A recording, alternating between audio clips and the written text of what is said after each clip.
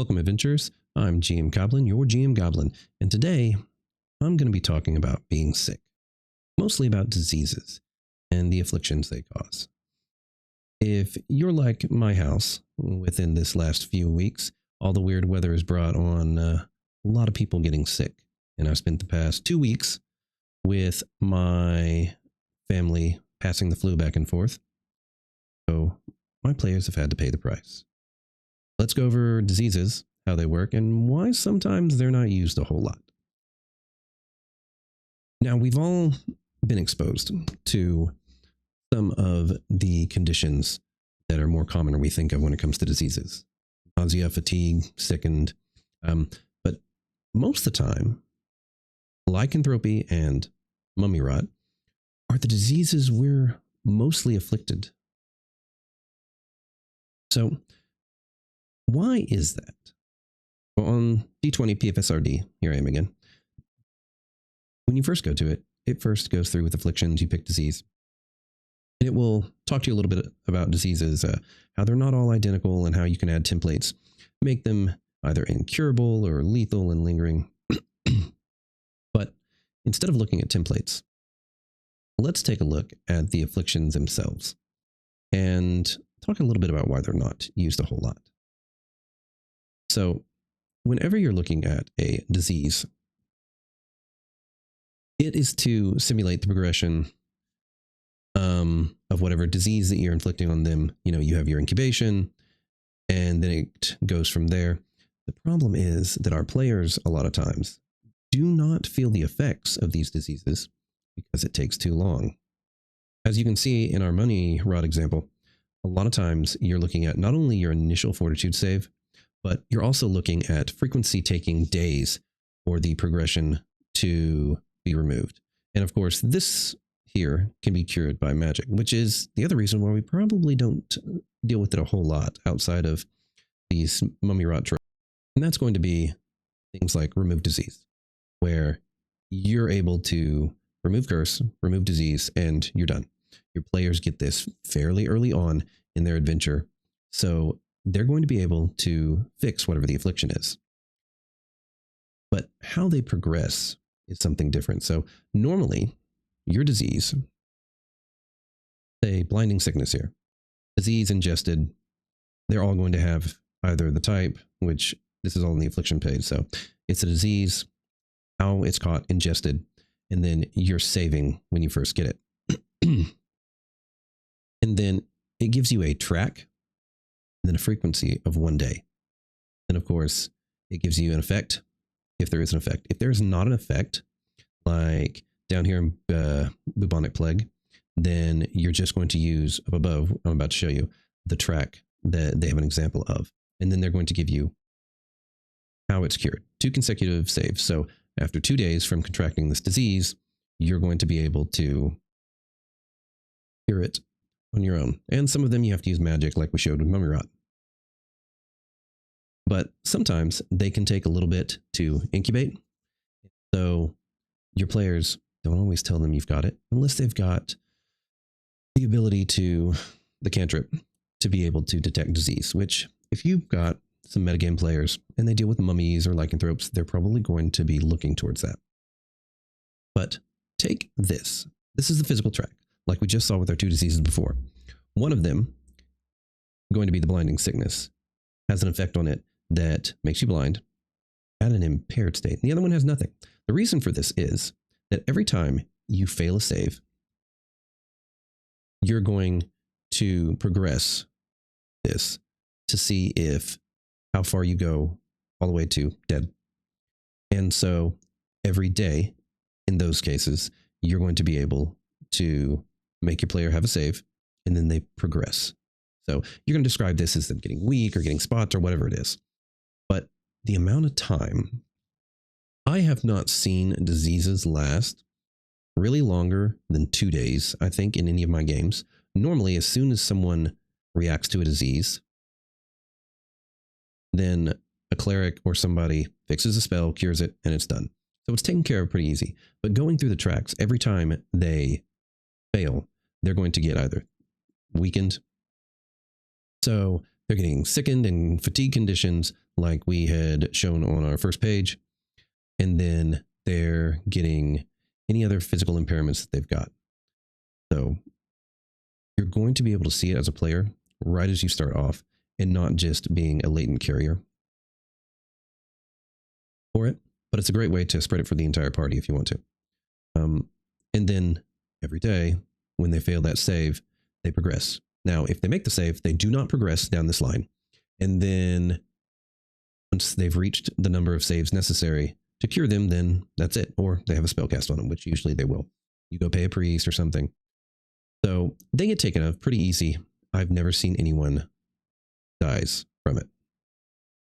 So I don't see afflictions or these type of afflictions used very often, or diseases anyway.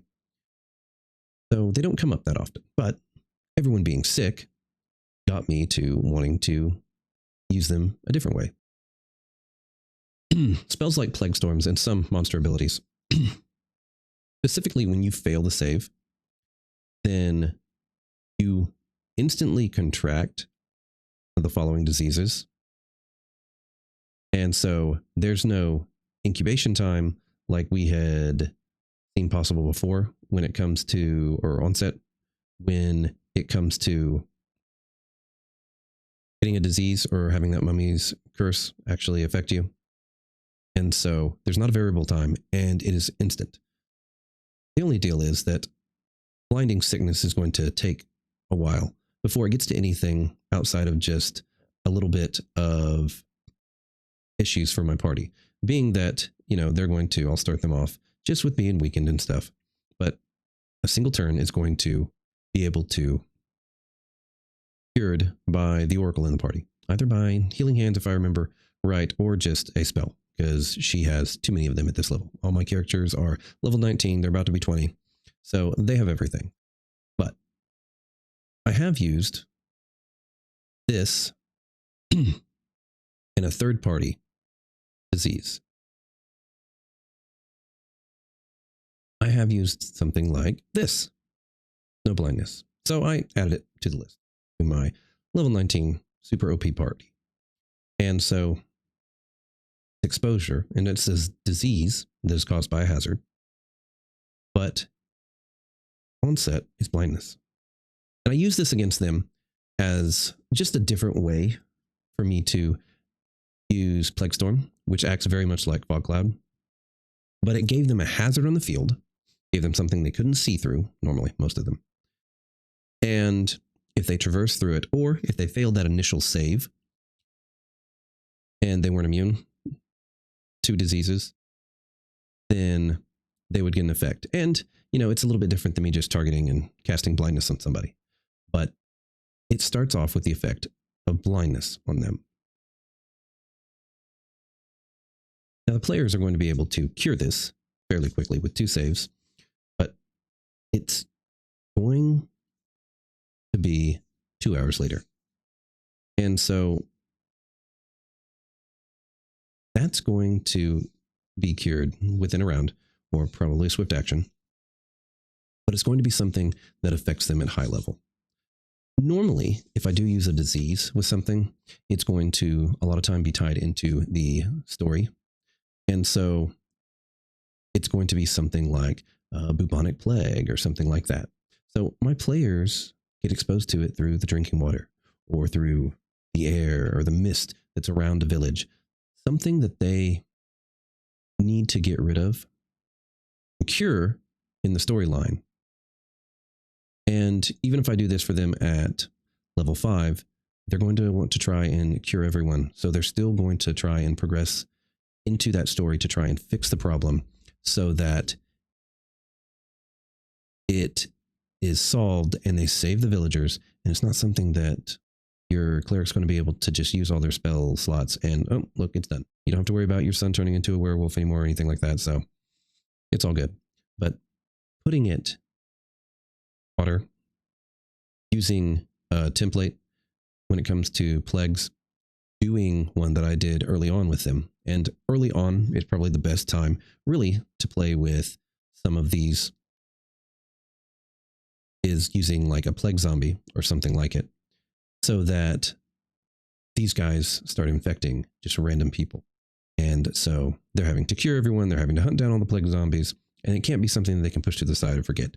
So that's why I like using the town example, where it's something that's contaminated and they have to figure out where it is to solve the issue. And still, even at lower levels, though it's not going to be as drastic when it comes to Plague Storm with an automatic onset, this is going to allow them, if they want to drink water, if they can't create water themselves, then they're probably just going to be contaminated. So they've got to figure it out. So you have, over a day or two, a character that's going to get sick. They see everyone around them exposed to this disease, and then one or more of your characters just begin to get these conditions. So it's not something that I see a lot, but it's something that really is nice to have in your wheelhouse. And refresh when it comes to the rules, because not a lot of people deal with them that often. I don't, so I always look over them before I do something. Like at the start of my campaign, when I used zombies and some pollutants and stuff for diseases. But it's just something that I think more people should probably play with. And then it adds a little bit of depth, a little bit of relation for your characters, especially if everybody's been sick recently.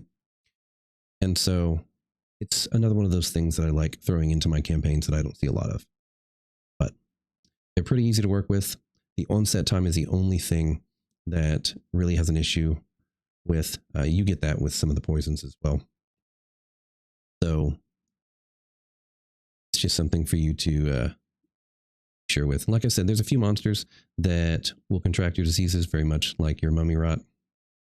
And so it will give them something to have to deal with that not a lot of people actually come across.